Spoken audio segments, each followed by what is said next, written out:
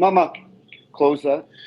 Hey, what's up, everybody? It is Wednesday, and yes, we're back. And I do have to apologize because I was kind of out of action last week, and we missed a week. But that means we just have more to talk about today, Tim. So welcome, Tim Peel, my friend and my partner right here on Snipes and Stripes on NoFilter.net. It is another episode on Wednesday, and we got a great show for you tonight. We have the epic and the notorious Biz Nasty going to be joining us in about a couple minutes. Buddy, does it get any better? Does it get any of that, Tim? No. What's up, pal? It's awesome, buddy. I'm coming to you live from Mexico. It's unfortunate we missed a week, but like you say, we got a lot to talk about. The NHL's humming. We're in the final throes of the last few weeks of the regular season, which means playoffs are right around the corner, which is as you know, the best time of year, buddy. Yeah, it's kind of crazy, and you continue to wear your wife's glasses, which I just love. You know, I don't know what you're doing, but I don't even want to hear it.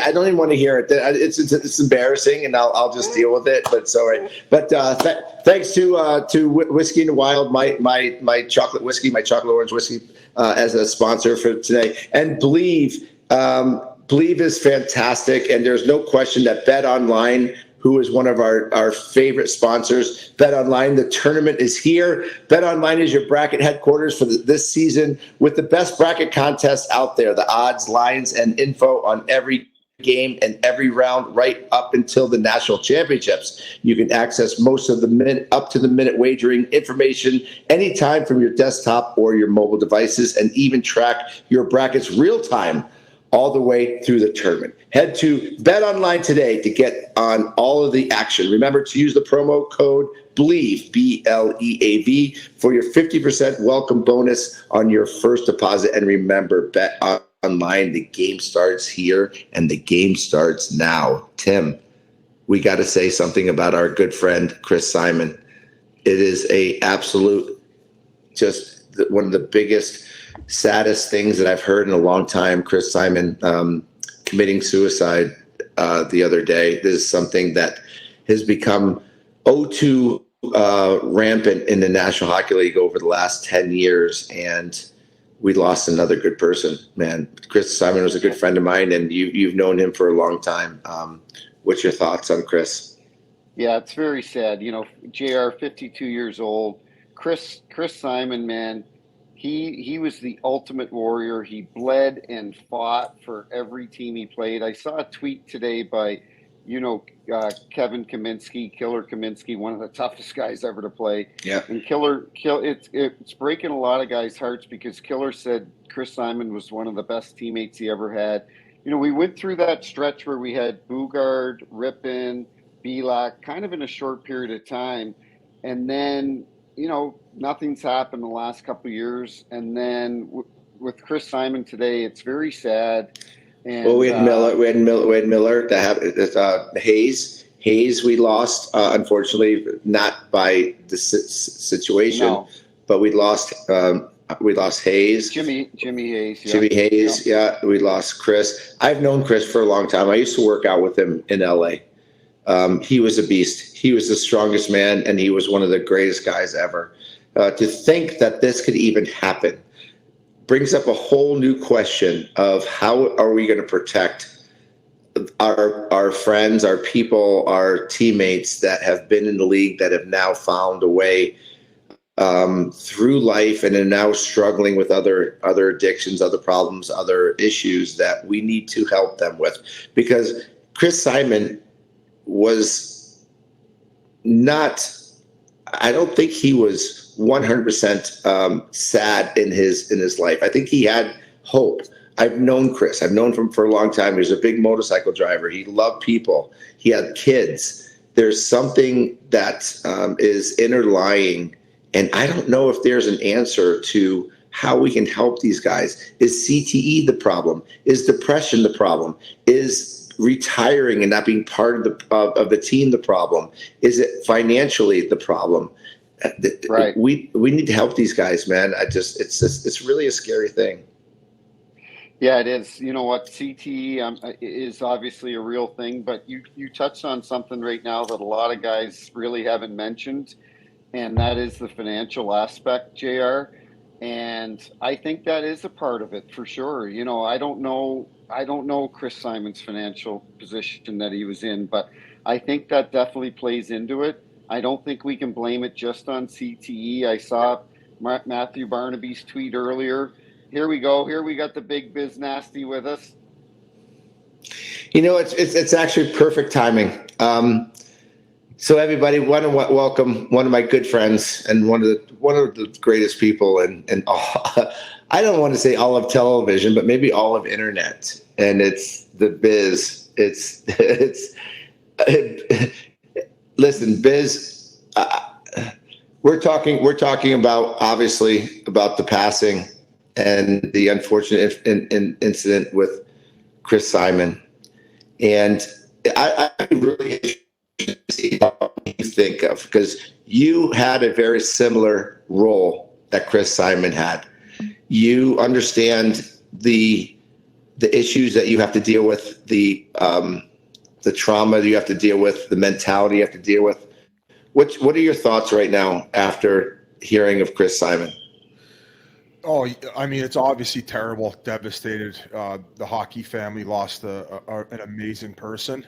As far as like what he had to endure as a player, and maybe I didn't know him that well personally, so I don't know what he fell back onto. Like, you know, I know I had anxiety sometimes about that role in fighting, and he had to fight far tougher guys than I had to, and he had also had to produce. Like, he was a heck of a hockey player, right? And he also came up in an era where, I mean, I was scared when I was fighting in the American League, same with the NHL, but like those guys were also, to me, a little bit of a different breed. Like, I don't know if I would have been able to survive in that time he was doing it. So I don't know him well enough to whether like it was, you know, he was going towards alcohol or any type of crutch in order to deal with what you have to deal with as an enforcer. So I don't want to speak to anything I don't know, but if those were things, But what is it? But what is it? But what is it about being the enforcer that is what goes through your mind in the course of a day, course of a game, course of a leading up to a game? It can't be easy, because I've talked with like Stu Grimson and other people that it's a different mentality, Biz, and you were in it, and you had to deal with it. What is it like on a day-to-day basis, knowing going into a game that this was going to be part of your job? Yeah, so for me it was difficult because like it wasn't very natural. Like, I like to play far more above than I like to fight. When I was playing in junior and started my professional career, when I was a defenseman, I did it like 5 to 8 times a year. Just, you know, you're in a net front battle and it's like Sure. you'd had enough of the guy and you dropped them. It wasn't till I got to pro, my fourth year when they switched me to forward, that I was basically, hey, the writing was on the wall. So I went from being like maybe like a fifth or sixth defenseman to, hey, you're a fourth liner. And what was going to separate me from the other guys were the guys willing to go out there and fight, like exactly kind of what Rempe's doing now. He's making a name for himself, right? So to direct it towards that. So I had to fight back-to-back 30-fight seasons in the American League, where I'm telling you, like, it wasn't genuine, but I did get the feedback and positivity to my teammates that I was contributing based on protecting them. If somebody was taking the liberty, I was willing to go take the attention away from them and say, hey, fucker, let's go. Like Jeremy, Yeah. Nasty, Morasti. So the lead up to on the day of wasn't pleasant. You'd go to morning skate, you'd go eat your pregame meal, and then you're trying to get a pregame nap, and sometimes they weren't as pleasant as others, knowing that you're more than likely going to have to drop the gloves with someone who you thought could beat you up. Now, Well, Yeah. you know what? well, You know just to what, quickly Biz? say, there were certain ahead. guys though who were nails, they were licking their chops. Like Curtis Yeah. McDermott, I think he loves it. I don't know if it does to him what it did to Yeah. me. So sorry, Timmy, to cut you off. No, not at all. JR had a good point, and it really that doesn't get brought up on social media because everyone wants to throw out CTE. It's like, you know, but Barnaby had a tweet today that he doesn't necessarily blame, you know, the Rippin and the Boog. You know, we know Derek Boogard was I think he was addicted to oxycodone and some other drugs. And JR had a good point. He goes, "Is some of this sometimes financial? Like we don't know. Like is it? Same We with don't know Jimmy Hayes. Same with Jimmy Hayes. Yeah. I don't know what their whatever anybody's personal struggles were and what they were going through, whether they're public or not. But like I think it's very fair to assume that there are a lot of contributing issues that which can cause mental illness. To just say it was their lifestyle, like. Yeah, there are other high pressure jobs that lead individuals to maybe use something as a crutch. It's not just, I mean, it just so happens that that's a pretty violent one. And I would assume that, from like repetitive getting hit, there is obviously science that says towards like, this is going to cause you to go maybe down a deeper, darker hole, not be yourself. And, you're dealing with concussion-like symptoms. So I'm not interested in getting in that battle back and forth. I'd rather it just be a conversation. Like obviously, I think that there are ways that maybe and the league has improved and society has improved on how to deal with that to today's standpoint. Obviously, there's less fighting. And they're treated like if a guy gets bumped into and it looks like he might have gotten hit hard, they pull him down the tunnel to make sure he's all right. Like there are things that are different about today's game. Yeah, I agree. You know what? I agree with you, and I think it's too easy. I think it's an easy thing to say for the couch reporters or whatever you want to call them that they automatically want to go to CTE. You and I all three of us are good friends with Kelly Chase, Tony Twist, Stu Grimson, a lot of guys that we know that played that role and in that era, a serious role. And they're living great lives, and so let's not blame every death. Tim. Tim, but that leads me into that, and I don't want to take away from Biz time because we love having Biz on here. We're going to grab him, but as a referee, and I'm sure Biz would like to hear, did the league talk to you as referees about how you deal with fighting on the ice, like letting guys fight, how long you let them fight? You're a referee. And you have a big part in allowing these guys to fight. What is the league saying to you when you were in the league?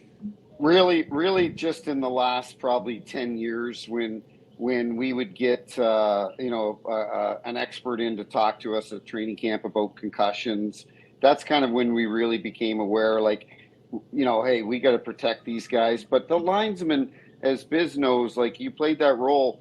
The linesmen are your best friends, and these linesmen know when to get in there when someone is when they feel someone's getting taken advantage of. So, really, in the last 10 years, it's probably come to the forefront more than would it be fair to say that they've kind of been instructed to maybe jump in they'd rather 100%. Be wrong on jumping in early than wrong and jumping in late. And that's 100%. Once again where the league and everybody is going to say, hey, listen, I know we want to all see them punch each other in the face for 30 more seconds, but we felt that was the time to step in. And I think the point had been proven. So it's all about these measures that are being taken into account. And, once again, to not take away from what happened to Chris and so many players before him, I would hope I don't know what it was, but it's terrible, and it's a terrible loss to the hockey world. I know. Well, let's all say a prayer for Chris Simon,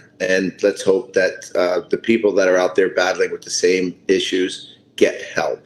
And we love all of our teammates. Speaking of loving all our teammates, Biz, I freaking love you. I love you. You know I love you. I love you too. Biz, I love you. And people always say to me, you got fired from your job because of your stuff with Spitting Chicklets. And I said, no, I didn't. Spitting Chicklets had nothing to do with my firing. My firing all had to do with lefty, progressive, liberal, just idiotic disagreements and people that didn't like me. It had nothing to do with what I said, had nothing to do with where I was. And I was on one of the biggest podcasts in sports in the world today. And that is Spitting Chicklets with you and your buddy Witz. And I want to know, how in the hell did you find your way to this superstardom And what was your biggest break? Because like you didn't have a huge career, but you are one of the biggest social media superstars in the world. How the hell did you do that? A lot of luck, a lot of fun, and I think it all always comes down to like having fortunate bounces and kind of finding yourself in certain places along the way and meeting great people. Like, I mean, you play with the Coyotes. Like Rich Nairn's always a name that comes up where like he helped Richie spearhead Nairn, the, yeah. yeah, like he worked for the Coyotes forever, and he was our PR guy when I had a Twitter account. So he kind of like had to help me navigate it to a certain degree because obviously at one point it was maybe a little bit off the rails compared to what anybody in the NHL would deem okay. But he helped me with that. And then when I retired, he helped me get into broadcasting as the Arizona Coyotes radio guy. So, just the fact that I got there to propel me into that side of it, like that's how I started my broadcasting career. That's how I also got comfortable even before the podcast, filling a lot of air, right? Like, because you're doing the color on radio. So me and Bob would be going back and forth and you're talking for a good 3 hours. So that stamina was just created, I believe, there where I was now used to talking on the podcast where I had no idea I was going to end up there. So good bounces and fortunate luck along the way. What was the break? There has to be. There's one situation that had to have propelled you to where you're going. Well, there has to be one. I would say joining Spit and Chicklets obviously would be like that would be the beginning. And yeah, but how did that happen? Well, so Whit had reached out via a tweet, and he asked me and Colby Armstrong. He goes, "You guys want to start a podcast?" And this is when I was still playing with the Ontario Reign, and I still wanted to play a couple more years, and I knew that if I was going on this podcast, that I would be saying things that would.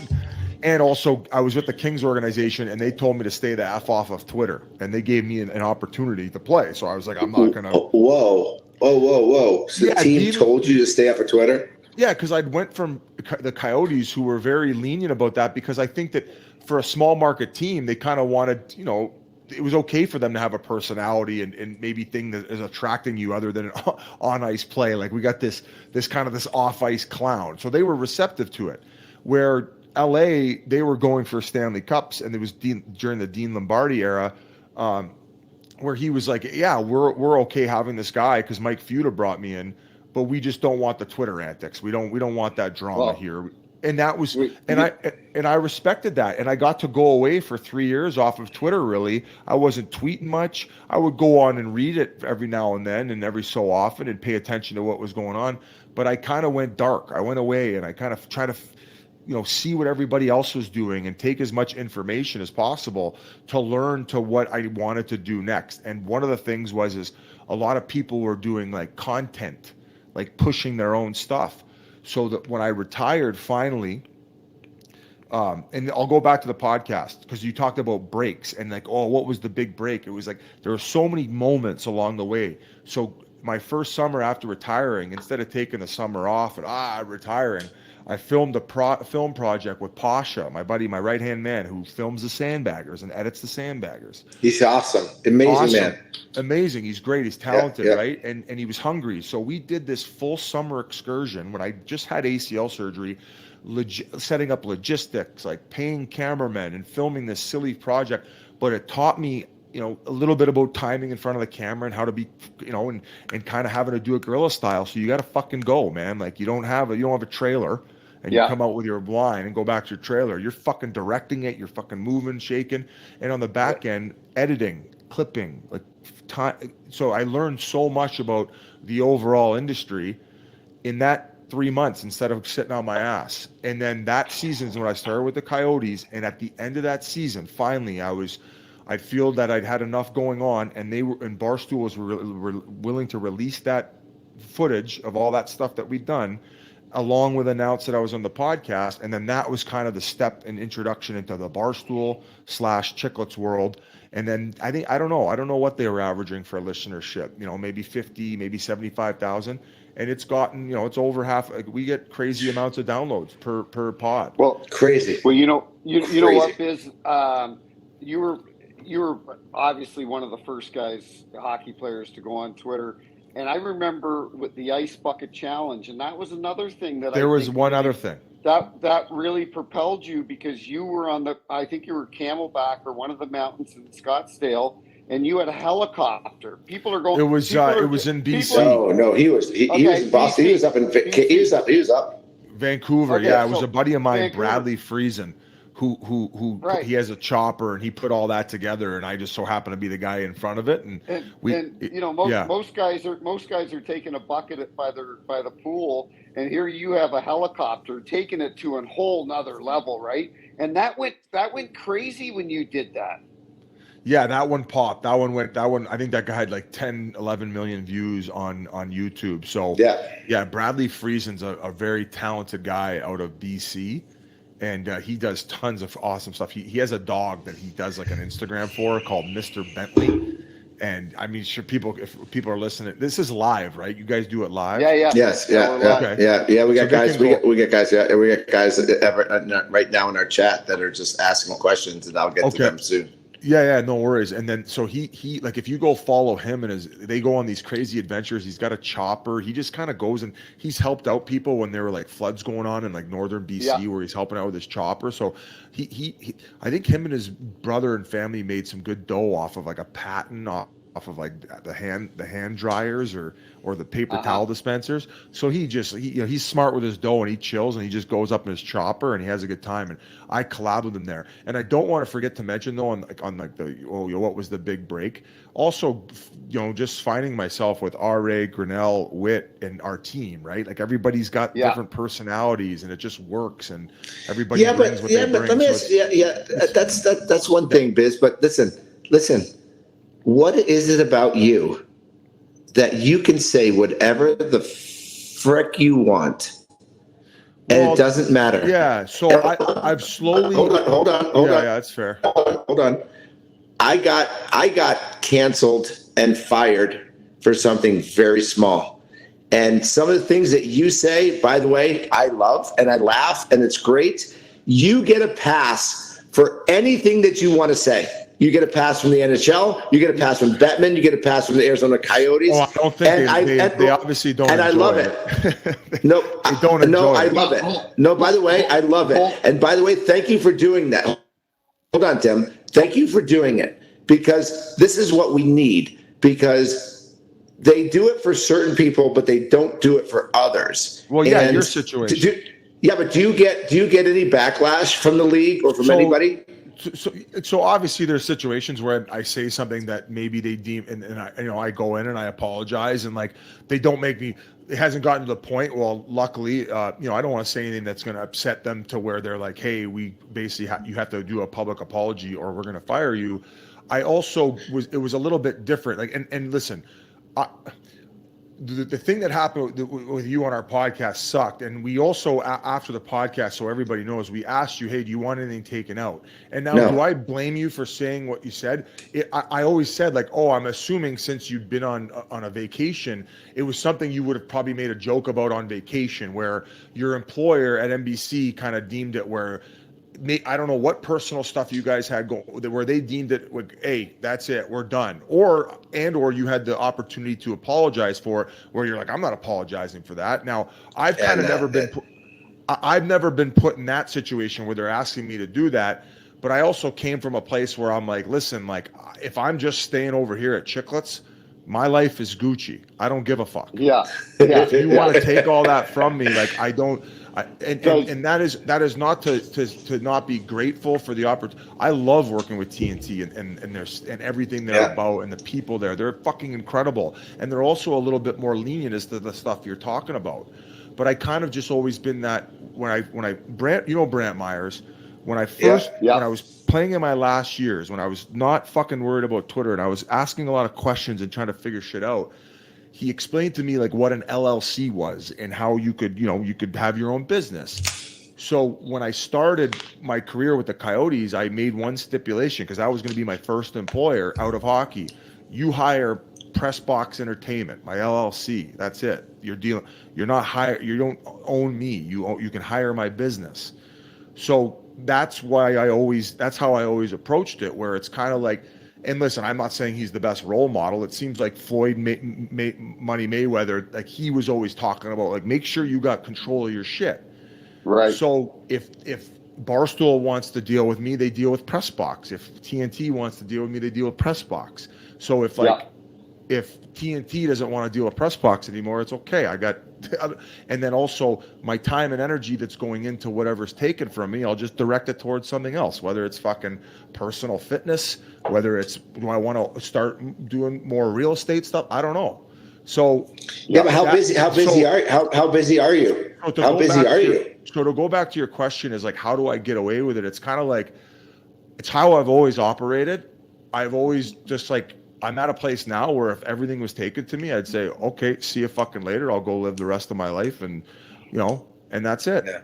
That's it. Yeah. I just like, I also don't want to use that to like, for not like any good purposes. Like I just like I'm just fucking around and don't ever change. Yeah. Don't you ever change. But don't also you ever like change. if I say something that I'm like, fuck, I probably shouldn't have done that. Yeah, I'm usually pretty good at self-reflection and then apologizing. So I hope I answered your question appropriately. But it's great. It's awesome. Did they give you an opportunity to like maybe apologize for it in order to stick around? No. They didn't. So it was, I really feel they were looking for the slightest opportunity to get rid of me, and I think I was getting ready for a contract. I think they saw certain things that were happening. They didn't need to pay me what they wanted to pay me. Listen, it's all well and good. It's probably the best thing that ever happened to me is getting fired, to tell you the truth. And I've been really impressed watching you and Wits and your content creativity. And you guys must have a big team. You guys have a great team over there. Because quickly also to go back to that conversation, I could also understand where you would be, because like you also gave a lot more to the game than I did. I feel like the game doesn't owe me anything. If anything, I feel like I'm like, oh, fucking, hey, I got to spend 5 years in the show. You scored 500 goals as a player. You from an entertainment perspective, did a lot for the league. You haven't been acknowledged through the Hockey Hall of Fame now. So there's zero loyalty. So zero. Okay, so there's zero loyalty. There's zero loyalty. Correct. Okay. It's what happens. Like, what have you done for me lately? And by the way, I got to say this, and this is important. It's the first time I've ever said something like this. I have done a lot of things when I was a player, when I was an NHL guy, that I don't feel proud about. And I got caught up in a lot of, like you have, Biz, and a lot of the same situations to where we've said things or done things that we look back on and we're like, why did I even say that? Why did I even do that? Correct. But everybody there's guys in the Hall of Fame that have been arrested, that have done things that are just terrible, but they're still there. I've done a lot of things and said a lot of things, and that's fine. I have no problem. But there's zero loyalty, in my opinion, in the National Hockey League. Like I said, I don't have that experience, so I could understand where like not only from the playing perspective, but also then on the media side, you feel like you didn't get a fair shake. And I don't know what the battles are. Well, or what, I don't know. I don't know 10 years. I don't know what it is. What's that? I was there 10 years. I mean, I was there 10 years. I had 10 great years with NBC. Yeah. I'm not going to deny that. I'm not going to deny that. I'm not going to bash them. I'm not there anymore. It's done. It's over. It was a great 10 years. They allowed me, and you know what it's like, Biz. They allowed me to come into somebody's living room and entertain them. You do that better than anyone, right? And you guys, what does it feel like for you to entertain these people day in, day out? It's fun, man. It's silly. Like sometimes I take it serious, like from like a, you have to kind of talk about something serious, but for the most part, it's fun, man. Like the league's thriving, and it's the the players in the league are making our job easy. I feel like the league and the game is in a better place than maybe ever before. The parity, the storylines, and just the superstardom, what these guys are capable of doing out there on the ice. Like the fact that McDavid, Makar, these players even exist. Like whoever would have thought that the game from 20 years ago would have evolved to the level it is now. So it's awesome to talk about, and maybe as much as Gary gets criticized for certain things, I think from an overall standpoint, he's done a decent job of he's done an amazing job. Yeah. I feel like, and like best on best was probably the only thing that you could have held over his head. Now they're making an effort to like get us back quickly with next year and kind of grow it. And there's a lot of positive momentum, and it's great. Biz, I gotta ask you. I've been laughing on the sidelines about you and Butch scoring. Okay, like it is literally freaking cracked me up. Like I love the T-shirt that I think Liam McHugh made for you, and with a picture of Butch on it.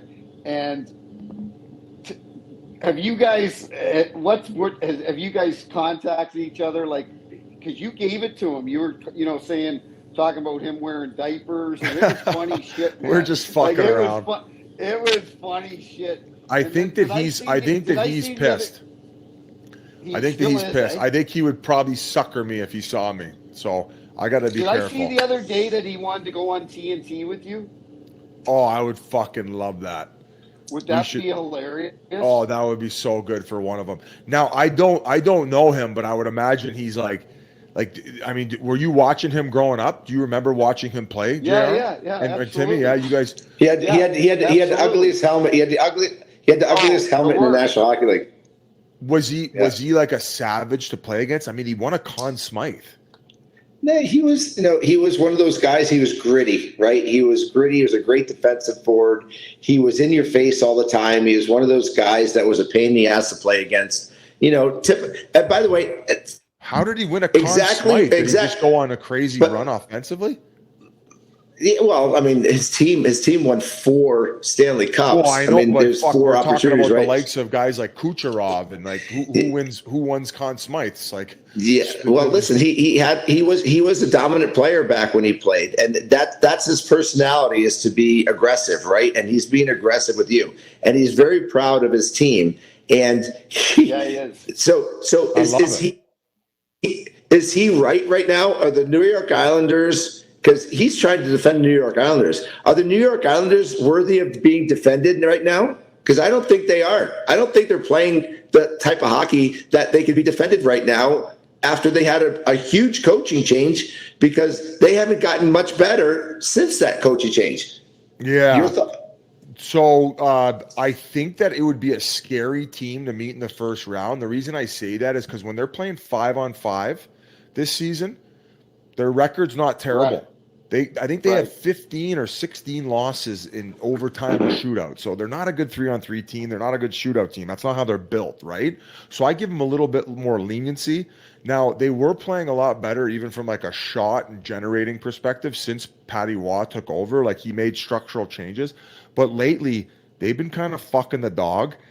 I think that they're just top heavy on offense, and they don't have enough firepower on the second, third, and fourth line. They get like not a ton of secondary scoring among their top 5 guys, and they're taking a dump at the wrong time. Patty Waugh got on Sorokin the other day saying that he's not happy with his play. I mean, his numbers are decent. They do give up a lot of high danger scoring chances, and they've gave up a fuck ton of leads this year, third period leads, most in the league. And that's not something that has changed since he's been there. And also, they've been getting blanked. I think they've been shut out like 3 times in the last 10 games. So, Biz, so if they make it, they're dangerous. If they make it, they're dangerous. But they're fucking the dog right now, and they might not even make playoffs. Yeah, for sure. I love that earlier this year you were calling the New York Rangers Fugazis. You're a bit of a front runner. Listen, I love you, but you're a bit of a front runner. Now you're on the Toronto Maple Leafs bandwagon. Now I get beat up on social media because I get sick and tired of the Toronto Maple Leaf fans always blaming the officials and complaining and so on. They haven't won a cup in 57 years. Do you honestly think that the Toronto Maple Leafs can get out of the first round? Because I don't think they can with the back end that they have. So yeah, their back end's not great. So you're gonna have to get exceptional goaltending. And I also don't know what type of series that if they play Boston, how they're gonna want to play. Like the good news is they're not gonna get bullied around. They have a lot of guys who are feisty players that are willing to fight. So they're not gonna get pushed around. And I also think that so look at their back end, right? If you could protect the front of the net and make sure you're doing a good job of covering those hard areas. You got Giordano, he might be in and out. You got Edmondson, McCabe, Benoit if he's in, and I'm forgetting one more guy who's a pretty big fucker. I said Giordano, Edmondson. Well, McCabe. you got Morgan Riley. But yeah, but he's not a guy you need fight. No. You need him on the ice. Oh, you got the guy that used to be in the LA Kings. What's his name? Is he still there? No, Muzzin's done. He's done. But he's all done. Then you have Lindgren. So you have 4D who can muck it up. Lubushkin too. So they got 5. They got 5 Bears who are strong in front of the net, and their big guys are going to have to outperform their big guys. Like it's not like Toronto doesn't have big guys. Like you're telling me that look at their center iceman. Like I'm hoping Matthews outplays Zacha. I'm really hoping that. I think that we can. And then you got even if Tavares is playing second line, like okay, who's their second line center? Coyle. Come on, Johnny T. Man to man, you got to fucking stick with Coyle. Let's go here. Nylander, you got fucking Pasta. They've had similar years. Marchand's another big name they got that you got to fucking keep up. Marner to a man. Let's go here. It's not going to be. I don't think it's going to be a 4-game series. I think it could go down to 7 games. It's going to be a difficult out, is what I'm saying. But that D we're talking about right now, not good. It's not good. No, you're comparing that D, and then you talk about a Vegas D, a Colorado D, a Carolina. But you would have D, told me that Boston D's would have been smoking Florida's D last year. Yeah, but Boston's D gets protected by their goaltending. The problem that happened with last year in the playoffs is their goaltender Ullmark made a brain dead play that changed the entire first round in Game 5. He came out of the net and he did a brain dead pass that literally no goaltender should do, and it ended up in the back of the net, and it gave Florida all the momentum, and it was over. So JR, you're proving my point, saying that now they're going into this postseason in Boston. They didn't manage their goaltending situation last year very well. So no, they didn't. I agree. There is no pressure in Toronto on that series, and I like that aspect. And who knows? So what? So for Swayman, who's been the starter all year, he lets in a softie and they lose game. So right now you're right back to the goaltending carousel, and I'd rather just have one guy going and let them worry about the headaches. I believe that they could beat Boston? Yeah, I think they could. But yeah, you know what? Luke M on our chat line says Boston ain't winning shit. Is he right? I think that they could also then win the Stanley. You said they are pretty good about not allowing a ton of high quality chances from a close proximity to the house, and then their goalie's save percentage, anything just outside the high danger, is the best in the league. So anytime they're getting a guy maybe standing still where he's like at the top of the circle and he's letting a quick wrister go, they're finding it. So they actually have good goaltending. Let me ask you this.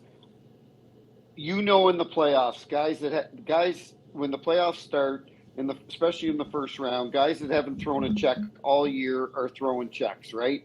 Yeah. Everyone's the level of physicality ramps up tenfold. My only concern is, can Toronto match that physicality when it comes to Matthews and Marner? Because listen. I hate it when people say, "Oh, he doesn't like to be hit." Nobody likes to be hit, okay? But does Matthews have that in his gut to say, "You know what? I haven't seen that pushback from him yet." I like to get hit, Tim. I love to get hit. But you're crazy. So I also think that they've done it. Like, I'm not saying that they need to take the brunt of it either. Like, I think that Matthews has shown over time that he's able to take punishment.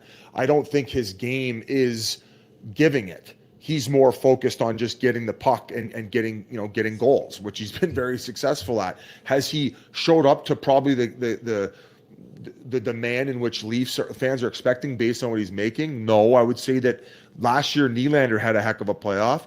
So yeah, it's definitely their time to step up. But I also feel that they've put guys around them who will take some of that focus away. Like I mentioned the defense. Like Bertuzzi's a power forward. He's willing to do that. Max Domi's willing to do that. They picked up, I think it was Dewar from Minnesota. Yeah. He ain't shy to chuck him. He'll throw him. Like there's guys in their team up. If you need Ryan Reeves because Patty Maroon's in, you got another guy who. Do I want Ryan Reeves playing 12 minutes of the game? No, I need him for 7 minutes. 7-8 minutes. Go out there and fucking bang some bodies. It's interesting because now we got Matt Rempe that's changing the whole mentality of the game right now, and he's the most talked about thing on social media. Is he changing the mentality? Is he creating something that the NHL does not want anymore?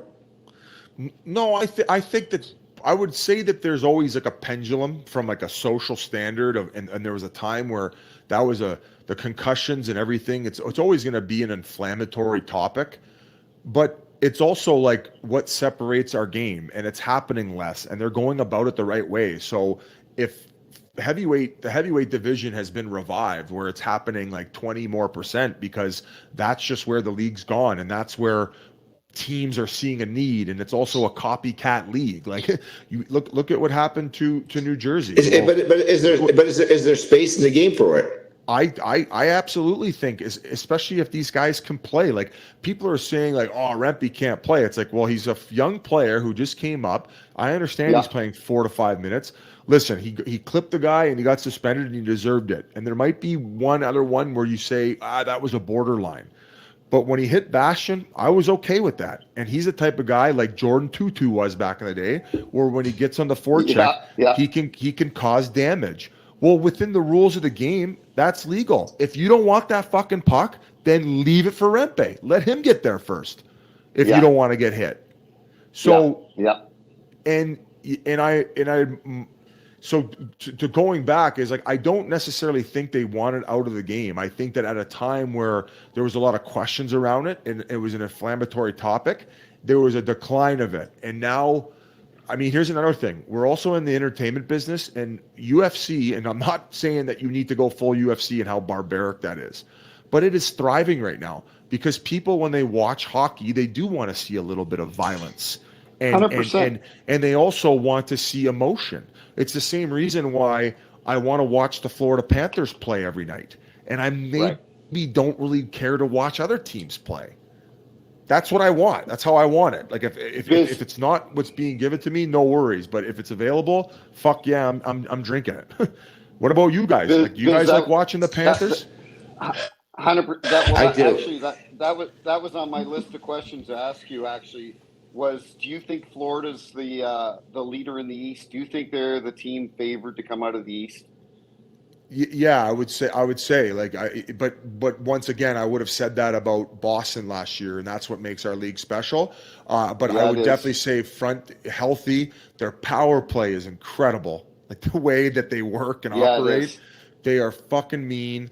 They have amazing depth. They just got Tarasenko, who's now motivated, just like Kuznetsov, who when Tarasenko is motivated, he's a bull. He's a bull. Yeah. Well, I think Florida has a different element than any other team in the National Hockey League has. And this is why I think that. Because they showed last year that they can play a physical game and literally push teams out of the games and literally physically attack them and still score goals. This is the Matthew Tkachuk element of the National Hockey League that is in the Florida Panthers. Every single player on that team has bought into the Keith Tkachuk, Matthew Tkachuk, Brady Tkachuk mentality, which is in your face, being able to intimidate, but also never go away. right? And it's frustrating to play against these guys. And I think Florida has created a frustrating way of playing, and they do it when they need to do it. They were playing Pittsburgh a few weeks ago, and I remember Matthew Tkachuk after he got interviewed by the local radio person, and he literally said, "Our mentality in the locker room in the first period was there's no puck. Yeah, There's no that. puck. I saw that. Yeah. There's no puck. Yeah, we are gonna wear down Pittsburgh's defense in the first period so bad so they can't play in the third period. And you know what happened in the third period? They just roped them. And I don't think there's a team in the National Hockey League that has the ability to turn on their physical mentality and their physical presence and still keep up with their offensive presence like Florida can. Yeah, so I love that's a great point. Like you're saying, and I remember the game when it was against the Penguins. I think we actually did the broadcast on TNT, and they just forecheck like madmen. So all of a sudden, you're punishing their back end, and then by the time the second period turns around, they're backed up, anticipating you dumping it in, and you're gonna, oh god, we got to go get the puck again. Where now their transition game is lethal. Like the way they're able to transition the puck. So at the fact that they're cheating and they're backed off, now it gives them the line to work, and they're great off the rush. They don't have many weaknesses. Great special teams. They're unreal at transitioning. I'd say they're one of the best teams at breaking out and activating the weak side defensemen. And they have like all 6'2" defensemen who can move. Like they're all 6'2", 6'3" who can skate well. They have no weaknesses. Biz, I want to ask you about a couple of your colleagues, because you know Panger and I are best buddies. You saw him the other night, the other day with the leprechaun. He had the he's a silly cat, man. I love him. He's hilarious, and I know how well you got along with Rick talking on the show. How's it been working with Chief? Because Craig Berube is one of the nicest guys you'd ever meet, and I think he's fit in well with you guys. Yeah, he's exactly kind of like Talk. They're very similar, and it's been awesome to get somebody there who brings that coaching element. It makes us all better, just like Talk did, right? It makes you think. In some cases, like I'm like, oh, I learned it different. Like this is how I was told. It creates that debate. So, yeah, having Chief's been incredible. Panger brings so much energy. That's what I love about Panger. So like it's entertainment, right? You want to be able to like reciprocate and bounce off somebody, and he's a world of knowledge, and he loves his job, right? He loves it. He loves the game, and he's self-deprecating too. So he's incredible. TNT is first class, and they only hire first class people. Like I could go down the list. You know what? I think you just said something that was important, and I think you'll really enjoy what I'm going to say. I was playing golf today with a couple of people, and today I said you were coming on the show with us tonight. And the gentleman that I was playing golf with, Biz, is not even a hockey guy. And he goes, he is so impressed with the way that you speak and the way that you break down games. That's not easy. And you have to break it down on television. And you do it so well. Do you watch certain things, or do you practice, or is it just right off the cuff? Because you are so well poignant in your. And by the way, I'm not taking anything away from. I'm not taking anything away from you, Biz. You had a very short career. Okay. No. You didn't do great things, but I will tell you. But I will tell you this. But I will tell you this. You are one of the best people to watch on television. Both personality, fun, but your analysis is so beautiful. Like, how did you do that? How did you figure that out? So I remember how I said all these fortunate bounces along the way. Like I had great coaches growing up, and then even all the way until my NHL, Mike Stuthers, who I won a Calder Cup with. Yeah, I would say that.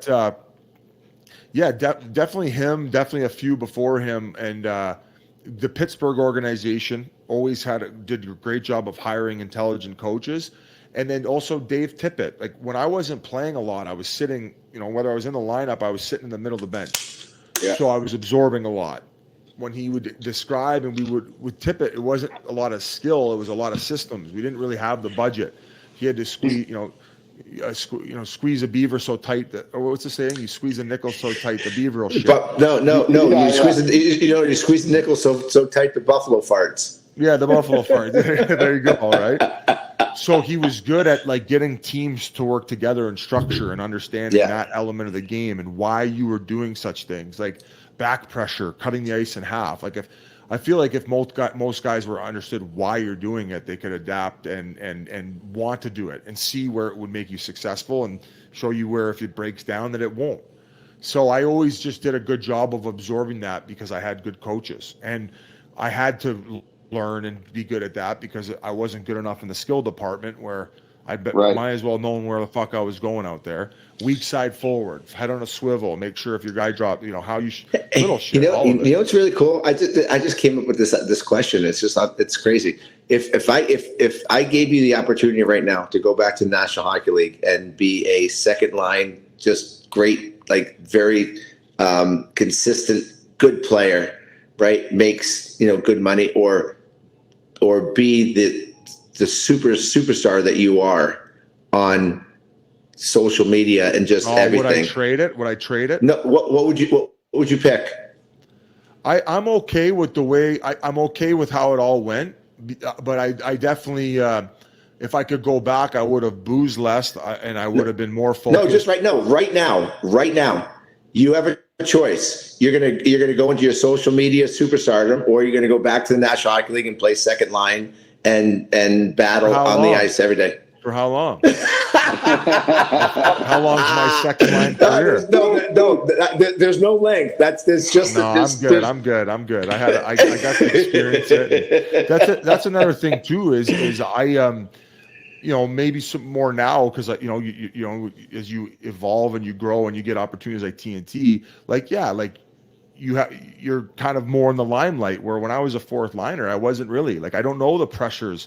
Like, what were the pressures like when you wouldn't score for 5 games? Would that build up in you? Would you start getting that anxiety that maybe I got from fighting, where you're like, motherfucker, 6 games now I haven't scored. Fucking newspapers are starting to hound on me. Like, I don't know if it ever got like that for you. What are the pressures for you now? No, but I'm saying but what are the pressures for you now? Just heavy workload, just like it would, I'm sure, for you when you were playing and you were a first liner. So it's just like that's the trade-off. It's like you're kind of I'm going right back into the same situation where I was fortunate where I didn't have it would be I guess it leads me to say it's very admiring for the young guys who kind of handled it and navigated it the right way. Because you talked about some of these mistakes you've made earlier in your career where it's like, yeah, buddy, I probably would have made them too if I had the keys to the Ferrari when I was 22 years old. I did. Yeah, right. I was in the fucking coast, and then I was in the American League, then I was in the AHL or NHL. Love it. So I went from the low league, and we talk about these experiences that I've experienced, I wouldn't trade my ECHL stories for the world. So I got to kind of see all levels of it. It's awesome. I was just grateful. The fact that I got to the league was like, holy shit, this is unreal. Filet on the plane, Jesus Christ. Biz, how much fun do you have? How much fun do you have playing in the Sandbaggers? I know Timu and JR. I get stressed out, bro. And then, I get stressed out. And then you played with Avery the other day and Kevin Conley. Yeah. And I texted with Aves and he's like, "Hey, don't tell anybody that they beat us in extra holes." That was that awesome with those. It was guys? Unreal. 2 incredible days. But I will say it is nerve-wracking because I'm when I'm not playing a lot, I can't hit the ball. And then we had fucking JR and Solani mopping the floor. He's drinking. He's like, hey, this is great. And I'm like, how are you piping this thing every dart there. Solani putt here. And then they ended it on the 16th with the hybrid.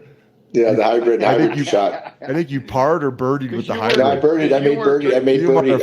You did birdie. I made birdie. It was so good because you just said legend. You just said legend. Legendary finish. Legendary. How was Kevin Conley? Good guy? He's great. And there was obviously a fall, like something that happened behind the scenes, and I won't comment on it, but we've always had a great time with those guys. He's always been kind to us.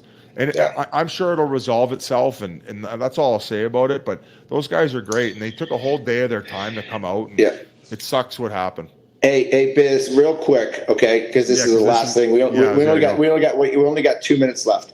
Give me your best short ECHL story, because a couple of our people in our chat line are asking. What's your quickest, best ECHL story?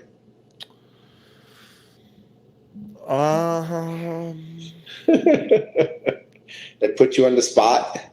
Yeah, like I would say that our owners, I think they own the Pirates, and they were great, great people, never had any, but they were a little cheap, and we had this sleeper bus, and it would break down sometimes before we would fucking leave. We'd be leaving town and like Wheeling Town Square, and this fucker would break down, and we'd it's a motherfucker, guy, just get a fucking bus that works. Like, I don't care. And at one time, we were on our way to a game, and luckily the booster bus was following us, like the booster squad. And our bus broke down, so we're on the side of the highway schlepping bags over to the booster bus, and they're going to wait for ours to get fixed and towed off so we could get to the game on time. Yeah. Like, fucking come on. And now you're getting picked up in a town car to go to the airport by TNT, yeah. Well, right? yeah. Life has changed a bit. Hey, it took me a while to start flying first class, buddy. I was So listen, and saying that with the ECHL stories and going back to the Slapshot days, Dickie Dunn passed away today. So our Dickie Dunn passed away. The real Dickie Dunn, our guy from Slapshot. So that goes back to the story that you're just telling about the buses and the miners and all that stuff.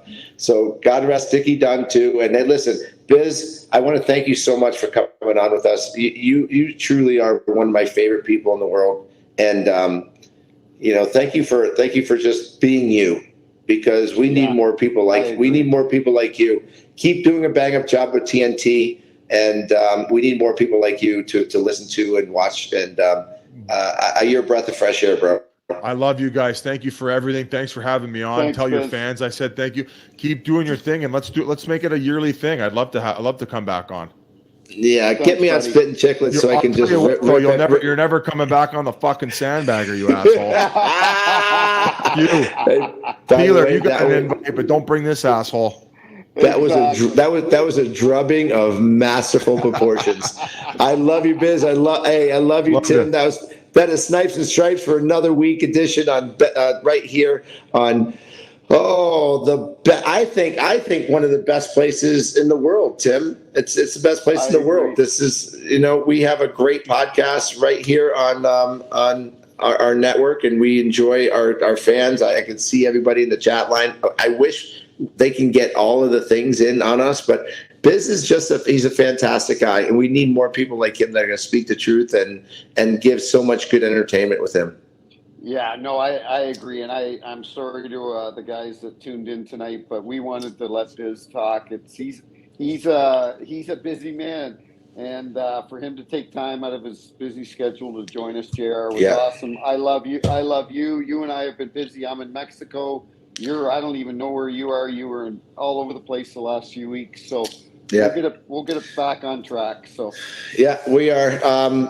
We'll be back next week. Actually, Monday we'll be back online for our Snipes and Stripes Weekend Edition. Get home, my friends. Enjoy Mexico. Have a margarita for me. I know the kids are on spring break, and thank you everybody for joining us this week on NoFilter.net. Snipes and Stripes is always the place for the best hockey content of all time. We will see you guys Monday for. Hey, buddy. Bye, bud.